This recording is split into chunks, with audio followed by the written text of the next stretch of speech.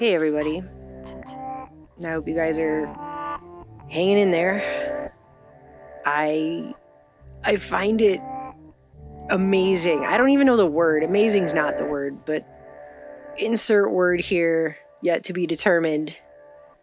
How quickly the narrative crumbled. And then there was just this pivot. Just a pivot.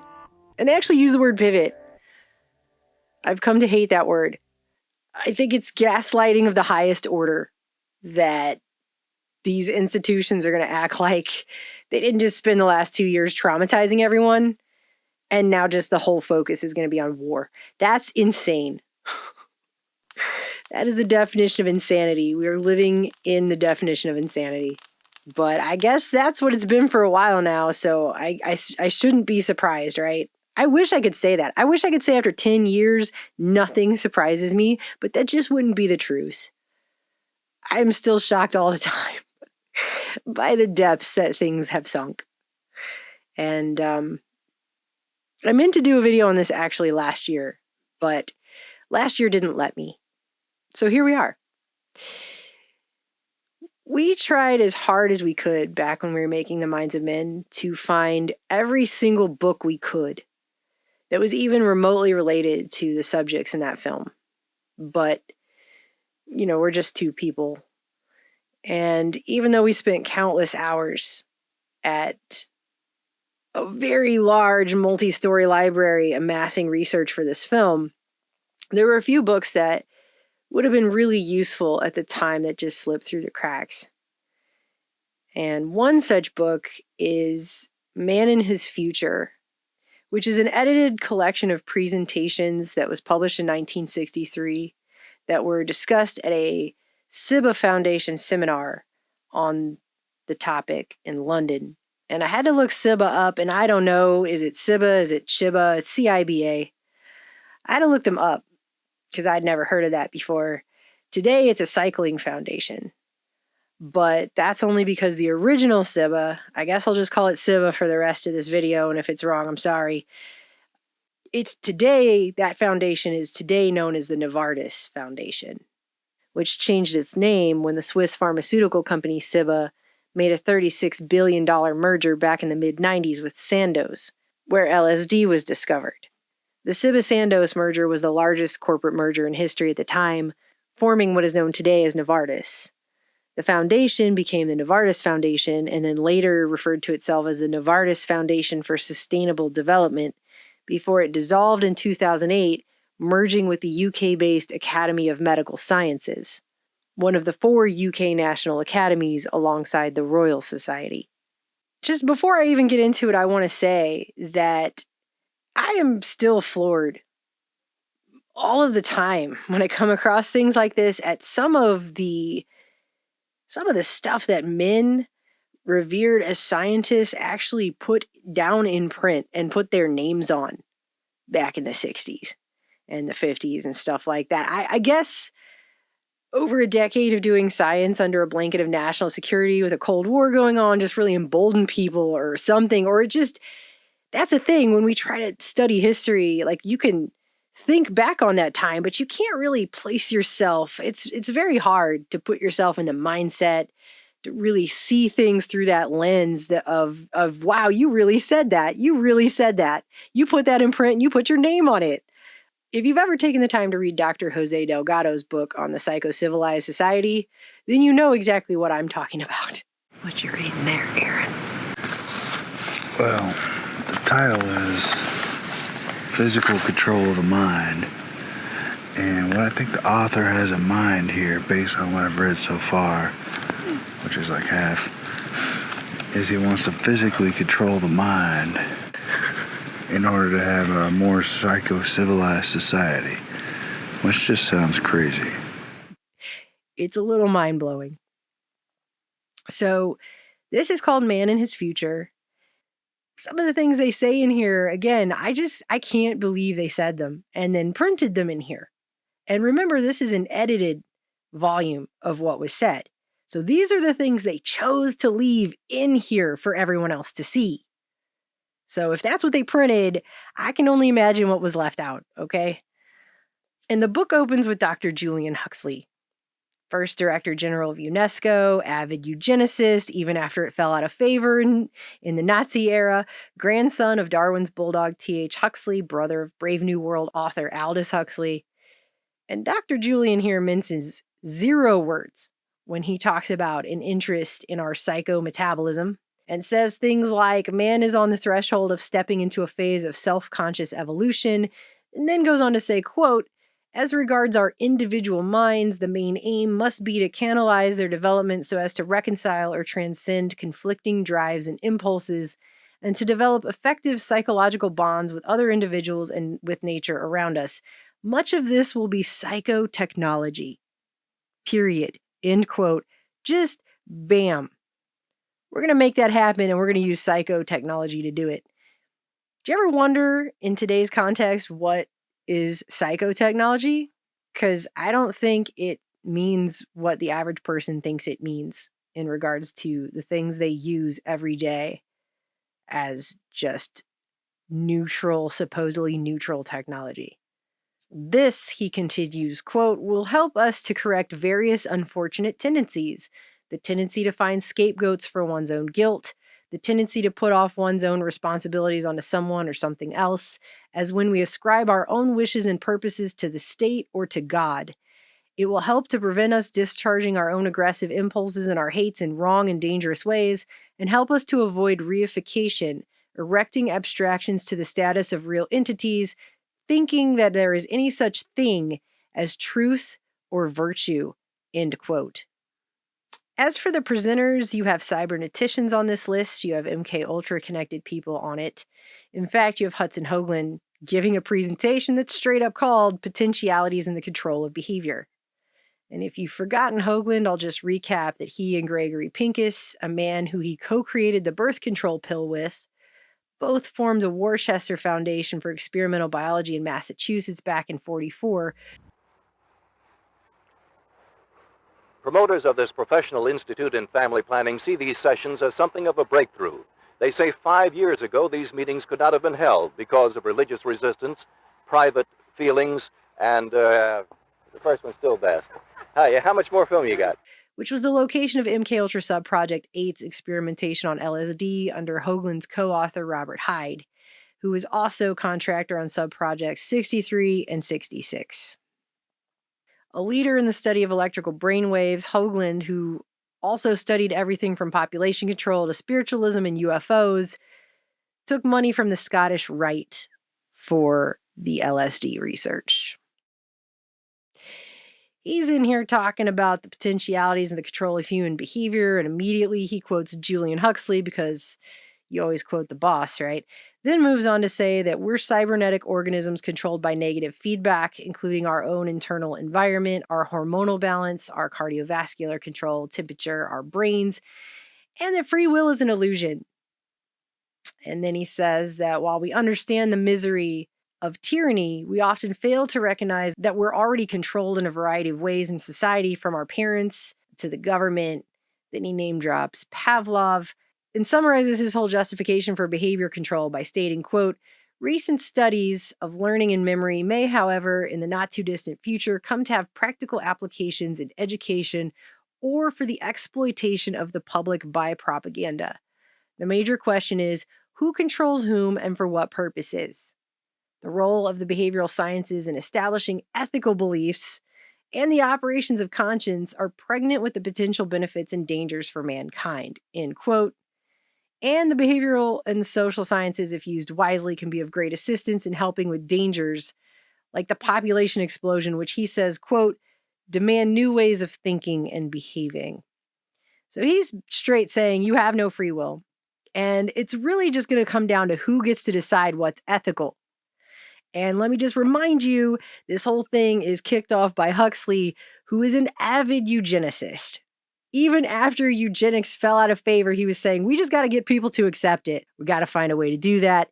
And this is after the war was over, okay? This was after World War II had ended. He's still saying, we got to find a way to get people to accept eugenics. So when they're talking about, just who's going to decide what's ethical, keep in mind that the definition of ethical is not actually what most people would say is ethical or would agree is ethical.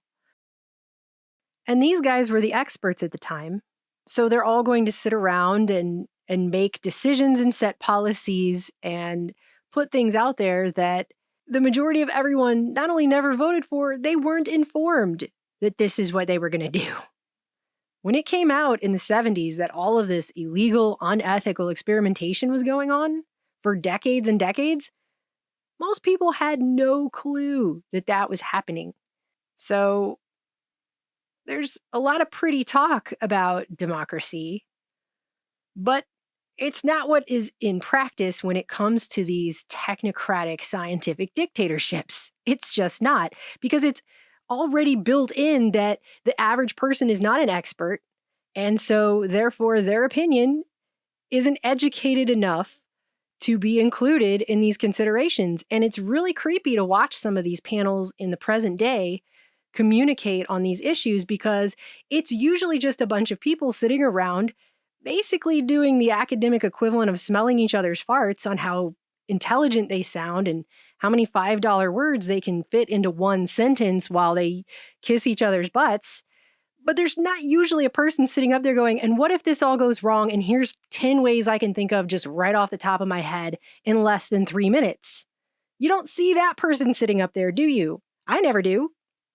I'm sitting there watching in the sidelines with popcorn, just making bulleted lists of ways that this could be horrible for lots of people who are never the consideration of these people.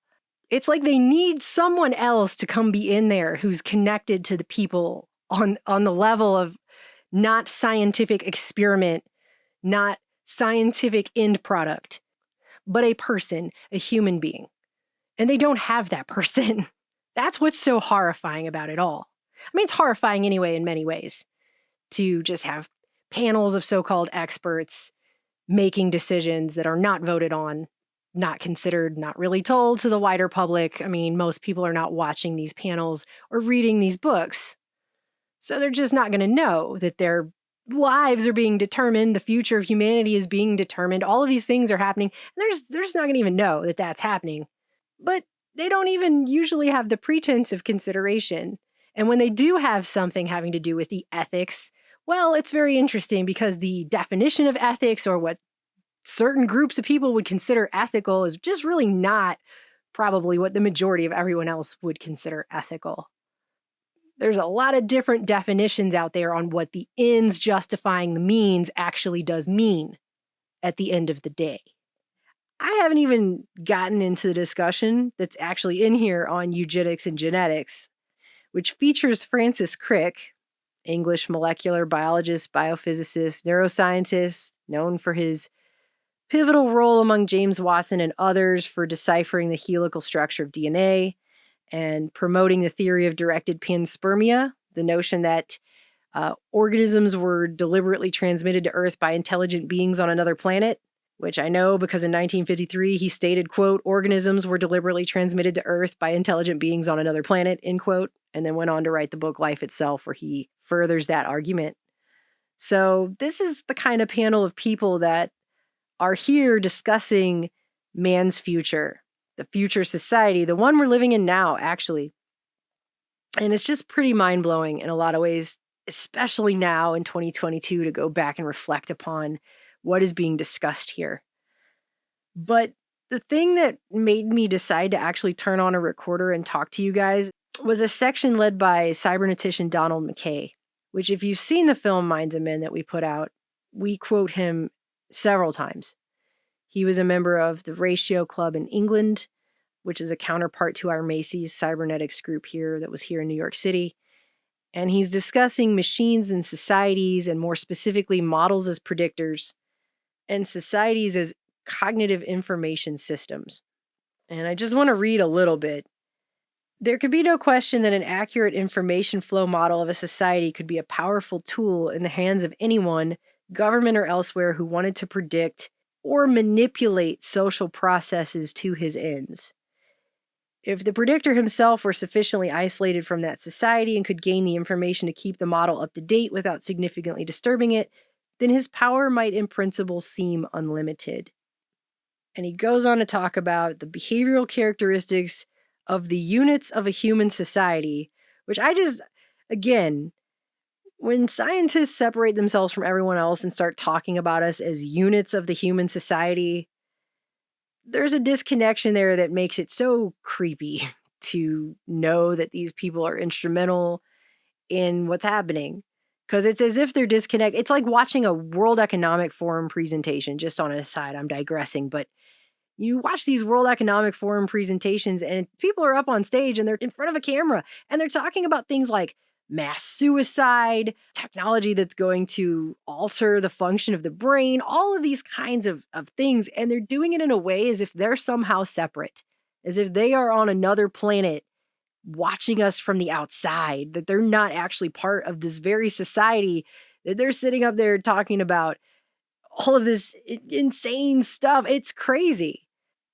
The behavioral characteristics of the units of a human society are sensitive to information, including information about that society if it comes their way. Think about social media just right there. We're sensitive to information. Obvious. A notorious current illustration of such sensitivity is the way in which the publication of an opinion poll before an election can affect people's voting behavior so strongly as to invalidate predictions based on it, even though the same poll kept secret would have given an accurate forecast. The very process of sampling public opinion can often change it significantly. And he goes on to start talking about self-validating descriptions and says, surely it must be possible with a sufficiently complex predictive model to trim the prediction in such a way that when published, it ensures its own fulfillment. Self-fulfilling prophecy. There are indeed circumstances in which it is possible to, quote, adjust a poll result, for example, so that its publication brings about its own fulfillment.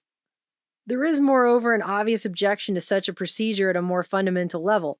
Suppose we assume that the adjusted forecast is confirmed by events, so that nobody who believed it feels himself to have been deceived. But suppose it had not been published. Then, ex hypothesi, the result would have been different, perhaps even reversed. Thus, publication here was not primarily informative, but manipulative. And although a large computer may not always be essential to this end, the more powerful the predictive apparatus used, the more subtle and wide-ranging will be the manipulation of social attitude possible under the guise of scientific prediction. Here, I believe, is a threat to society far more serious than any from the growth of automation. If any future use of computers wants watching on behalf of mankind, it is this. For our society's insatiable thirst for information about itself and its future has now laid it wide open to the most subtle bondage of all, in which major decisions can in principle be taken for it, wittingly or otherwise, by those whom it asks to predict them. And in an age that takes verification as its chief criterion of truth, the manipulators could have the strongest possible defense. We were right, weren't we? Now, I just want to say, this guy was all up in it. He had seen the entire cybernetic issue from every possible angle with the people he was hanging around and the things that he was involved in. And so for him, it's not about automation or these other issues. The level of manipulation will be so high and so subtle that people won't even realize that it's occurring. And it sounds in some ways when I read through this entire thing that he's trying to come to terms with a future of man that becomes an information-based society, and the ways in which all of that information can be used that go so far beyond just informing for information's sake. And we live in that society now.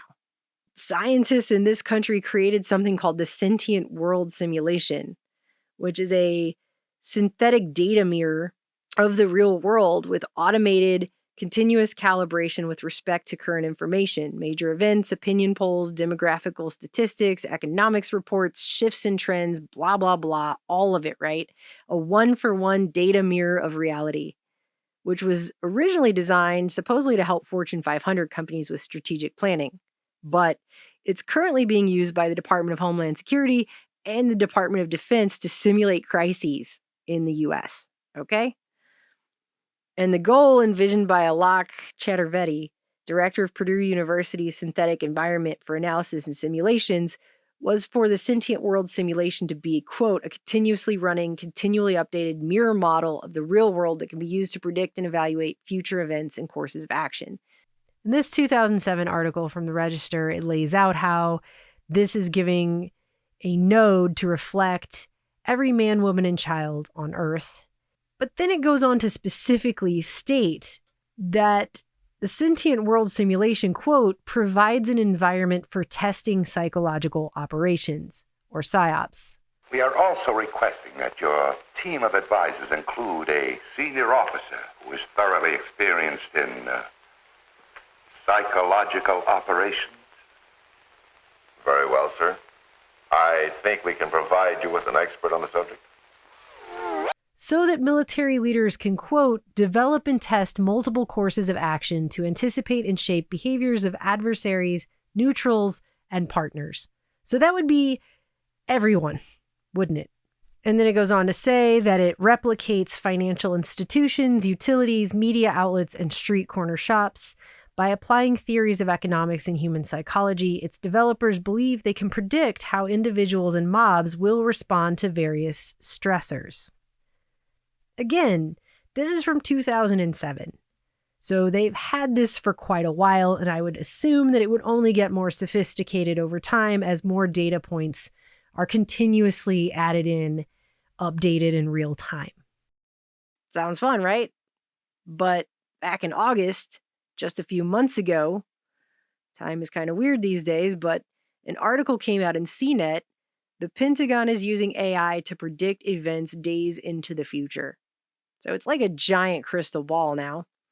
The story opens with what they call the elephant in the room, pointing out the similarities to Philip K. Dick's sci-fi Minority Report. But then they don't really go on to say that comparison is totally off or anything, save for the claim that what they're doing doesn't involve precogs bathing in creepy, opaque white liquids, which really wasn't the main concern for the dystopic nightmare future that most people had when they watched that movie. That wasn't really the issue, right? But what they're talking about in here is something called, and you can't even make this up, you can't, the Global Information Dominance Experiment. That is what they're calling it. The majority of which is totally classified. Because we all know that when people start putting words like global and dominance together with experiment, it's always a super fun time, right? For everyone. What we've seen is the ability to get way further, what I call left of being reactive to actually being proactive. General Glenn Van Herk, commander of North American Aerospace Defense Command, or NORAD, and U.S. Northern Command told reporters at a briefing last week. And I'm talking not minutes and hours, I'm talking days. And they go on to talk about how they're running this global information dominance experiment, but the Pentagon hasn't released many specific details on what it actually involves. But they're using machine learning and artificial intelligence and all of this data to create what they're calling decision superiority. And then he goes on to try to reiterate, but don't worry, humans are still making the decisions, at least at this point. The machines are just providing options. That's all. The machines aren't making the decisions, don't worry. And the story ends with, that's good news for the more paranoid among us, so long as the machines don't begin to manipulate those options to subtly direct the human decision makers towards serving our new robot overlords. But there I go, sounding like Elon Musk again.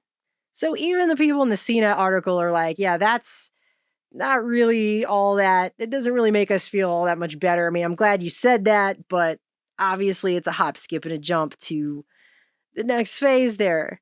It's this subtle manipulation with all this data. It's going to be impossibly easy for that. It's literally the thing that Donald McKay was warning about 60 years ago, and I guess no one listened. I guess they just had these panels so they could say that to people and then do it, right? Like, well, we did say that we do understand that there are going to be some downsides, but that's not going to stop. Like, it never stops anybody. Do you notice that? They come out with these things and they say, yeah, this is dangerous, guys. Here's all the ways. Here's a bulleted list of ways. Here's a freaking alphabetized list of ways this could really F everyone. But hey, you know what? We're going to go ahead and do it anyway. It's probably, benefits outweigh the risks. That's what they always say. It's as if they don't understand how risky the risks actually are. So how do they know? Because Because it's as if they've really not thought it through. Or at least they claim to superficially think it through and then just do it any freaking way. I mean, these jokes aren't that funny to me. If I had to pick one video we've done in the past decade that has stuck with me, that's just a video, aside from Minds of Men, that's just a plain YouTube video that we put up, I'd have to go with this one regarding the Google selfish ledger. This video is about what they can do with all of the data they have now amassed on everyone all of these years. If you haven't seen this video or you don't recall what that is, this is the supposedly leaked harmless thought exercise that Google claimed never went anywhere. But this is what they were talking about being able to use data to do. When we use contemporary technology, a trail of information is created in the form of data. When analyzed, it describes our actions, decisions, preferences, movement, and relationships. This codified version of who we are becomes ever more complex, developing, changing, and deforming based on our actions. In this regard, this ledger of our data may be considered a Lamarckian epigenome, a constantly evolving representation of who we are. A constantly evolving digital version of ourselves. The narrator of the video goes on to say that this ledger of ourselves can actually be directed toward a goal. What if the ledger could be given a volition or purpose, rather than simply acting as an historical reference? Part 1 is an Italian phrase that I will likely butcher, but what it means is talking cricket. So part 1 is basically Jiminy Cricket. Whilst the notion of a global good is problematic, topics would likely focus on health or environmental impact to reflect Google's values as an organization. Once the user selects a volition for their ledger, every interaction may be compared to a series of parallel options. If one of these options allows the ledger to move closer to its goal, it will be offered up to the user. Over time, by selecting these options, the user's behavior may be modified and the ledger moves closer to its target. The narrator goes on to say, initially, this process will be user-driven. Initially, the notion of a goal-oriented ledger may be user-driven. But I feel like that bears repeating, that he said initially. Initially, it's user-driven, which by virtue of the fact that he says initially suggests that at some point it won't be user-driven. And the technology on the phone will then use every available bit of data to steer a person towards whatever that goal is. A process that over time will likely become so constant and so seamlessly integrated with all of the person's shopping and communication, social interactions with their phone, places they go, things that they do, etc., that the person's probably not even going to notice anymore that their behavior is now being continuously modified through the feedback loop of this technology. The reference here cannot be missed to the fact that a talking cricket, he's talking about basically Jiminy Cricket, so what we're really talking about here is Pinocchio, and Pinocchio was a puppet. Part 2 is the quill of Cornelius Fudge.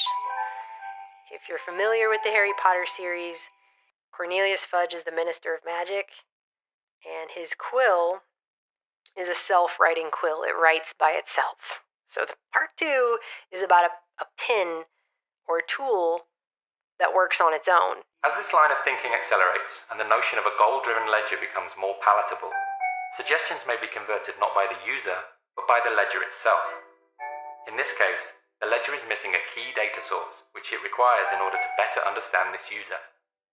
In order to plug the gap in its knowledge, the ledger begins searching for a device which delivers the required data when used.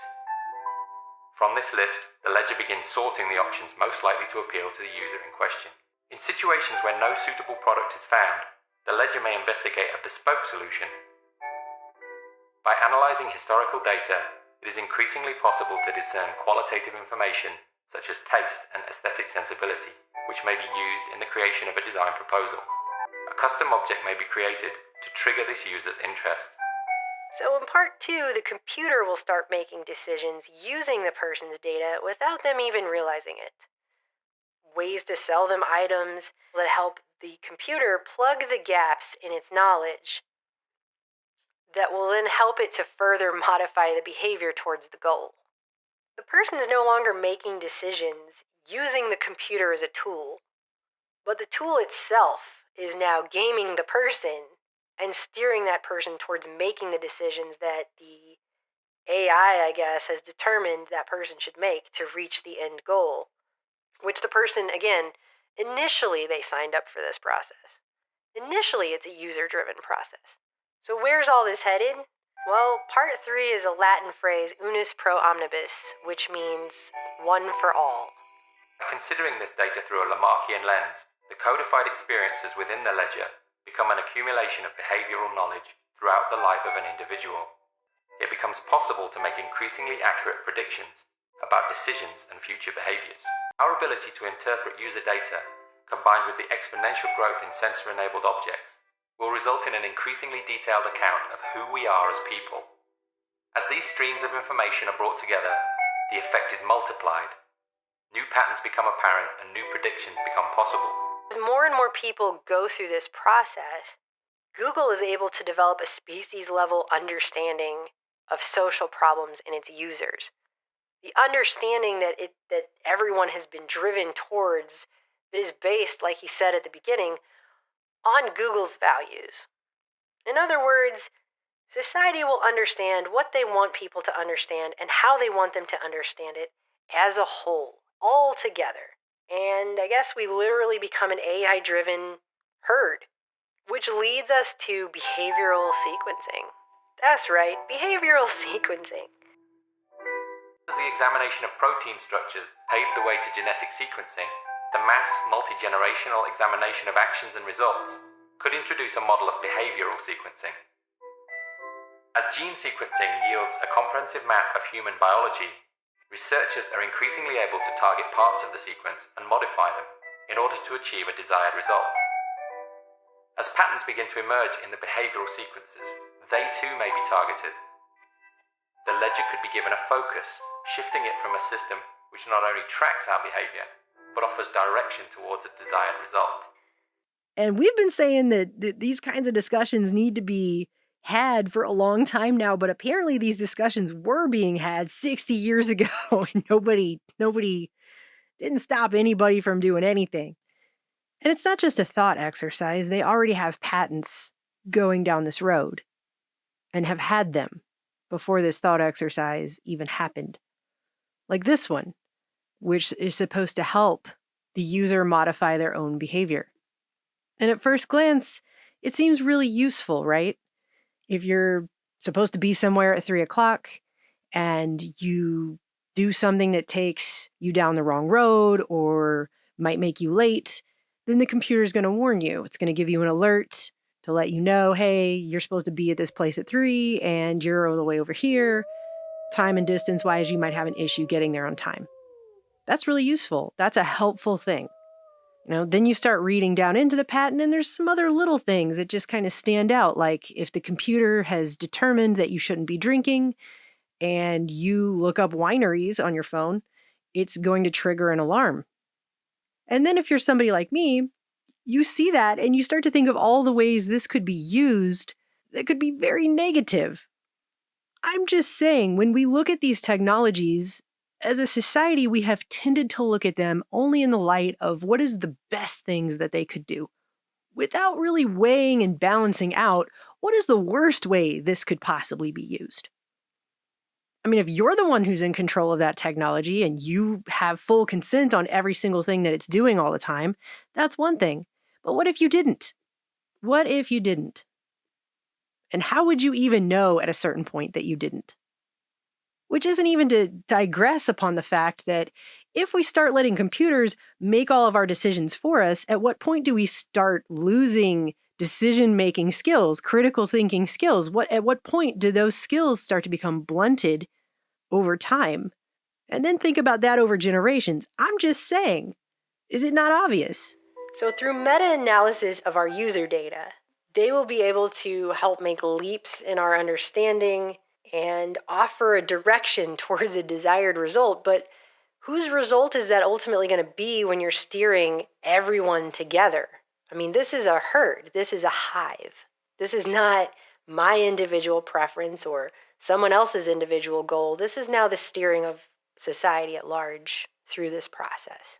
I mean, we are literally now at the phase where the Financial Times, a mainstream publication, is openly publishing articles with headlines like "Psyops are a crucial weapon in the war against disinformation." Psyops, of course, being short for psychological operations, a military term defined as, quote, operations to convey selected information and indicators to audiences to influence their emotions, motives, and objective reasoning, and ultimately the behavior of governments, organizations, groups, and individuals. The purpose of United States psychological operations is to induce or reinforce behavior favorable to U.S. objectives, end quote. Also known as psychological warfare. Just by the way, we don't use that phrase very much anymore, but that's what it is. This is where propaganda, of course, comes just right on in. And as I covered back in 2016, during the Obama administration, they made U.S. government domestic propaganda use against American citizens fully legal. And just to recap, back in 1948, after World War II, we had something known as the Smith-Mundt Act. More officially, the U.S. Information and Educational Exchange Act of 1948. And they were shifting from wartime to peacetime use of propaganda as an instrument of the new post-World War II foreign policy.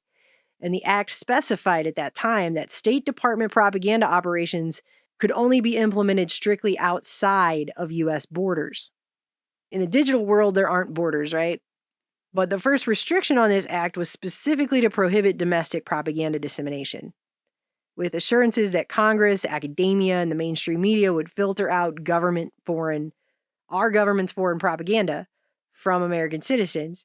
Fast forward to the National Defense Authorization Act of 2013, in which the Smith-Mundt Act was officially amended to allow American pro-government propaganda materials produced by the State Department and the Broadcasting Board of Governors to be released inside the United States in the interest of national security. And that's why you see clips coming out of the State Department like this one. Anyway, welcome to the State Department. I think we have some interns in the back. Welcome. Good to see you in this exercise in transparency and democracy. Is that what it is? So that was about 10 years ago. Now we have the Financial Times going on to praise Western militaries for teaching the citizenry to, quote, distinguish truth from falsehood, end quote, referring to a fight against what they're calling a disinformation virus, which they're going to inoculate the public against believing what they call false information. Do you see how this works? I mean, it's a total joke, okay? It's hilarious.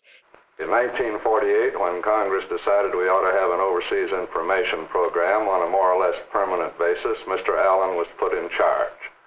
And last fall, the President decided that this important activity needed Mr. Allen again. He brought him home from overseas and made him director of the United States Information Agency. Mr. Allen attends the meetings of the Cabinet and the National Security Council. Mr. Allen, why is it that everything the other side says is propaganda while we call what we say information?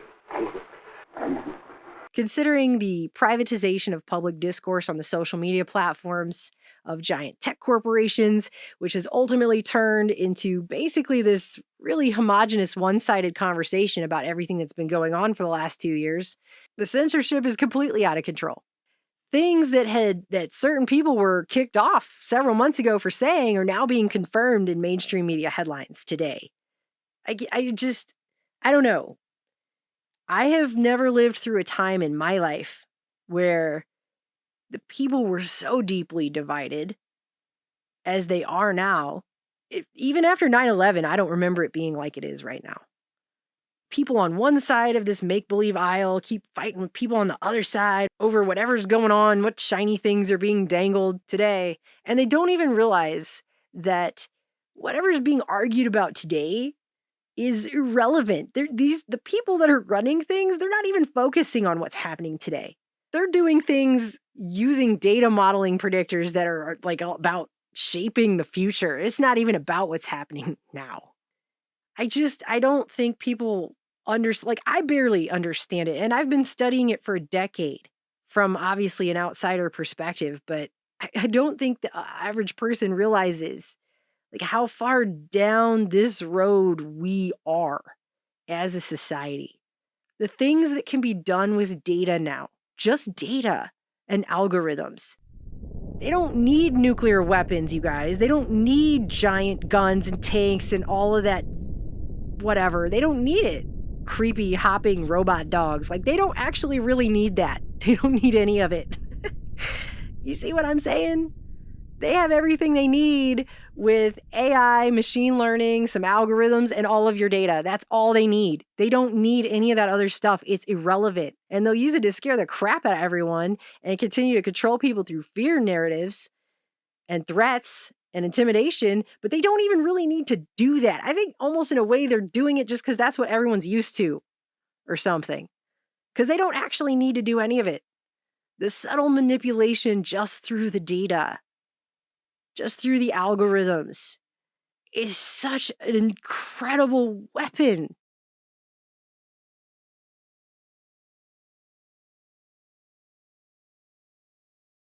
But ever since I read this essay, and I didn't want to just read the whole essay because it's long, it's very, very verbose, dense language.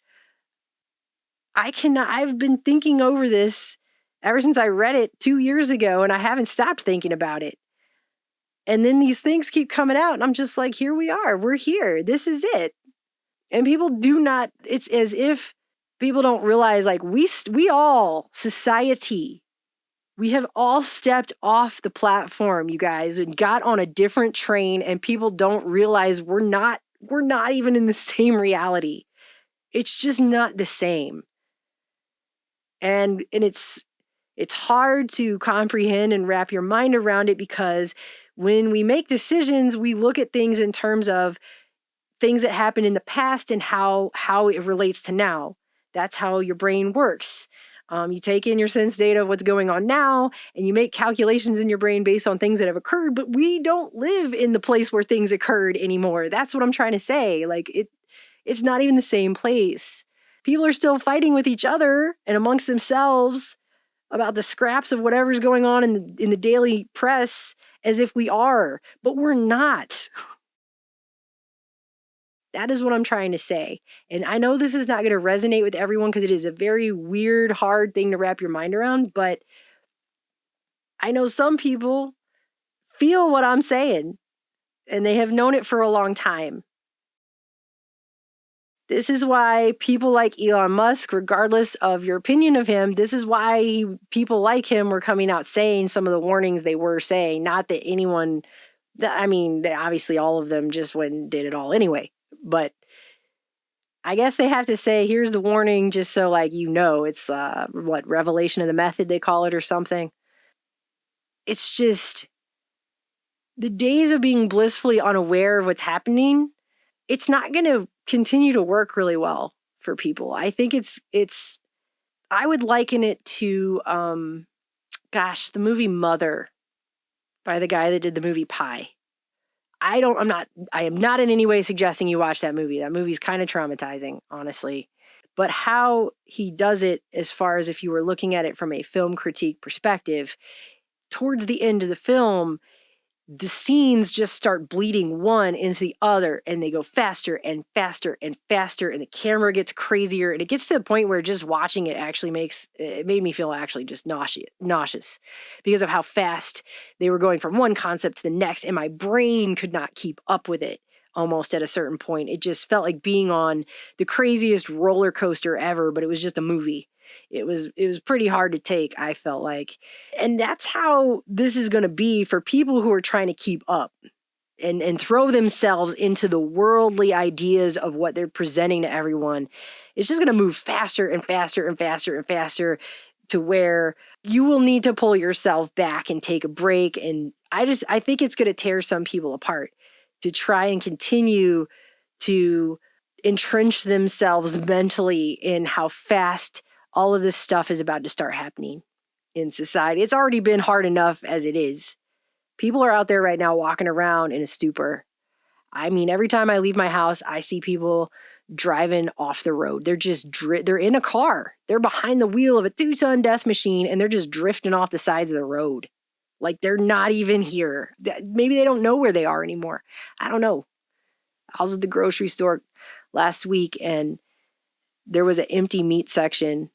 Part of the meat section, there just wasn't anything on the shelves. There's a lot of sections like that in our local grocery stores these days. I don't know if you've noticed where you are, but it's like that here. And there was a woman, and I noticed her out the corner of my eye because she wasn't moving for a really long time. And I turned to focus my attention on her, and she was just standing there, and she was just staring. She was just staring at the empty shelves. And I stopped what I was doing, and I just stared at her. And I tried to imagine what exactly was going through her mind in that moment.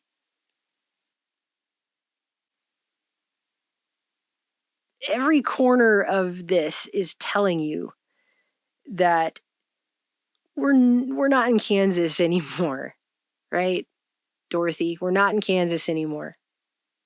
And we haven't been for a while. And people always say, let's get back to normal. But let's be honest, it wasn't normal before all this happened in the last couple of years. What was happening in the world and the things that were going on, that was not normal. There was nothing normal about it. There was levels of desensitization to abnormal. That was it. So I don't think we should be lusting after going back to something that was already really bad anyways. But this is not normal either. And there is no new normal either. That's the other thing. And I agree with the united we stand, divided we fall, the idea behind that sentiment. But you can't stand united with someone when they're living in literally a different world than you. I mean, you already know what each side is going to say in an issue, depending on which, I guess, algorithm they're trapped in, which algorithm-fed echo chamber bias bubble they're floating around in. You already know. If you put an issue down in front of them, based on whichever side of the media has said X, Y, and Z, you already know what that person's going to say. They're going to spit out all of a certain set of talking points that have already been put out there. And the other side is going to do the same thing, only with a totally different set, as if they're living in a totally different reality. And those two bubbles don't really meet in the middle. This isn't a Venn diagram anymore. This is just bubbles bouncing off of each other. These groups are not communicating with each other. In fact, it's almost as if they've both been programmed to say certain things that will shut the other group down completely. No empathy is happening, and no communication, which is a two-way street, is taking place anymore. And I know you've seen this if you've witnessed people having conversations about current events, whether that's in groups because they watch the news or whether that's online and social media. What you will see is that one side will bring up a point that refutes something the other side is arguing. And instead of that side actually considering anything that's being put in front of them, they automatically go to the next bullet on the list. It's not actually considering what the other person is saying. It's just automatic. It's almost as if they've just been programmed to say this one set of talking points and only see that one set of talking points as reality, and anything that might, put a dent in that view or a crack in that narrative for them, they automatically have another way to patch over that, and they can't even consider anything outside of that one set of whatever that is. Hardcore conservatives are on their own planet, and hardcore progressive liberal people are over on their own reality, and it's all broken up now. It's all been alchemically separated out. The country is physically dividing. I mean, there were so many people that left California last year, they ran out of U-Hauls. Okay? Ideologically speaking, it's as if people are speaking a different language to each other at this point, and they don't even understand. They won't even try to understand each other anymore. And in some ways, almost like they can't. And until we realize that's an issue, I guess is what I'm saying, I don't see how we can really sit down and have a chat about. And I don't think it's a coincidence that with the rise of machine learning and machine thinking and artificial intelligence, that we're seeing a group of people who are actually arguing, not just in a technocracy-like fashion, but they're arguing that average people should not be allowed to make their own decisions.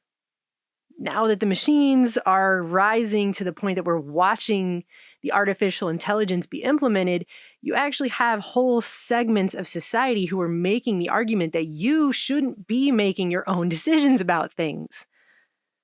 That experts should. Well, human experts are fallible. I don't know a single human expert that is never wrong. That doesn't exist.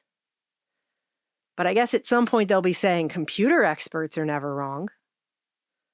Just trust the billion-dollar tech corporations. They can think for you. You don't need to do that. We don't have time for you to be thinking for yourself. You ever wonder how societies got to the point of a 1984 or of a Brave New World? Like, what was the time that was happening before that was the case? Because there's always a before, right, to these stories.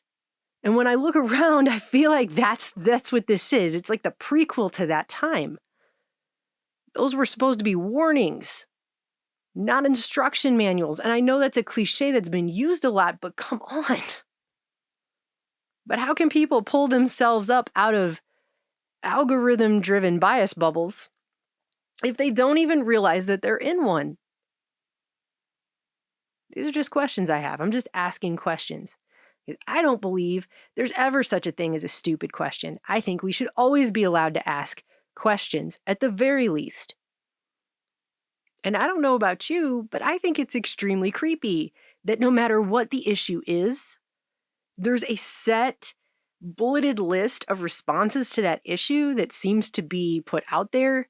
And then through the feedback loops, it's reinforced. And then that is what you hear. It doesn't matter what side, no matter what side of that they're on, you can hear a person spit those out.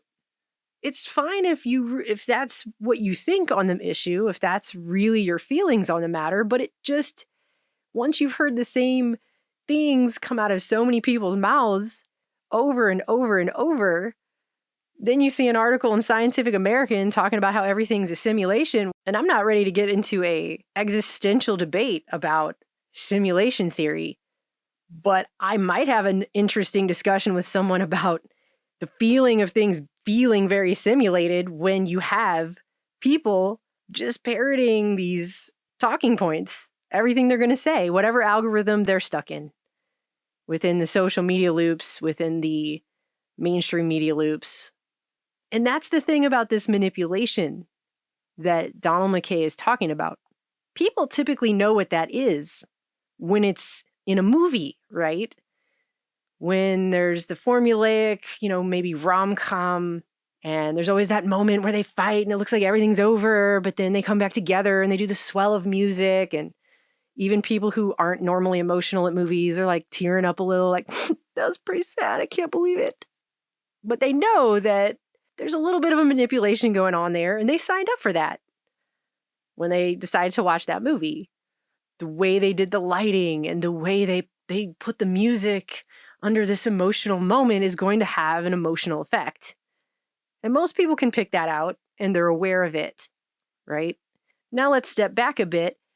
Some people, maybe half of people, have recognized that when they're watching TV commercials and every other commercial is for a pharmaceutical product, and that somewhere in the midst of that pharmaceutical product commercial, they're going to tell you that you also might have explosive diarrhea. It could cause your heart to explode and it may give you herpes. They're like, yeah, these people are obviously trying to sell me something. That's why the Micro Machines guy has to come on with the super fast voice and talk very quietly about the actual dangers of this thing, while they're playing all this really crisp B-roll of people holding hands and walking through the park and knitting and smiling at each other. But underneath that, they're telling you that organs you need to not fail may actually fail if you take this medicine. And then they cut to the news, and the news is saying, yes, this is sponsored by insert major pharmaceutical company name here. That's why we're selling you all of these products in the commercials, because that's who's funding this derisive air quotes news that you're watching. I'd say maybe half of people recognize that. But how many people are recognizing the level of algorithmic manipulation that is going on. And I don't just mean the search results being organized in a certain way or certain things being buried in those. I'm talking beyond that. This is not a manipulation that is going to have a swell of music and a tearful moment lit just the right way in a romantic comedy. This is going to be so subtle as to not be recognizable. That is what is being talked about. That is why I say we're not in Kansas anymore. The way that we communicate with each other, the way that we view the world, all of these things are now being mediated in another way. And it's in a way that's so much more sophisticated than people are giving it credit.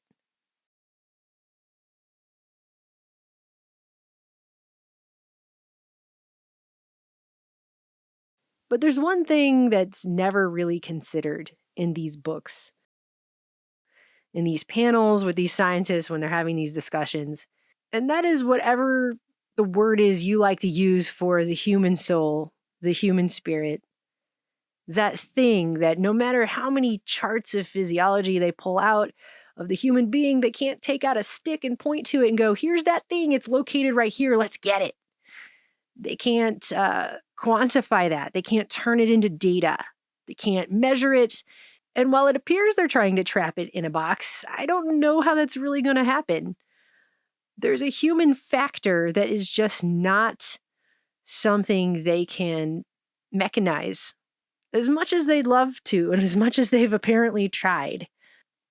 And so as the rise of all this technology has happened, and they've really tried to get us all into this mindset that we're just biological computers walking around, it can't account for the ghost in the machine. And I don't know if they had every thought you ever thought and every purchase you ever made and every argument you ever had and every memory you ever went through as a child and all of that, even if they had it all on a hard drive or something, I don't think that they could then game that. So there's still something there that will never be touchable in this way. So this is not all some doom and gloom video. It's just the facts are this is where this stuff has been headed for a long time. And I just think it's time we recognize that we're not living in the same time that we were. That's all. I'm not trying to suggest that this is all just some Orwellian nightmare that can't be overcome. But I just think if we keep pretending like we're living 10 years ago, that's not going to benefit us as a society moving forward while facing all of these things we're about to have to face, even in the next decade, let alone humanity's future.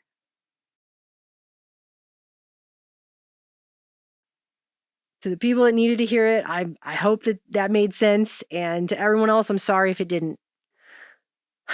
I want everyone to try to hang in there, you know? I mean, I want to end this by saying something really hopeful. Because I do think after the pivot of what just happened, there are a lot more people now who are going, wait a minute. There are a lot more people that are starting to figure some things out than ever before. And that's heartening to see. It really is. Because that's how things change. I mean, really, that is how things change, right? But anyways, I love you guys. I'll talk to you soon.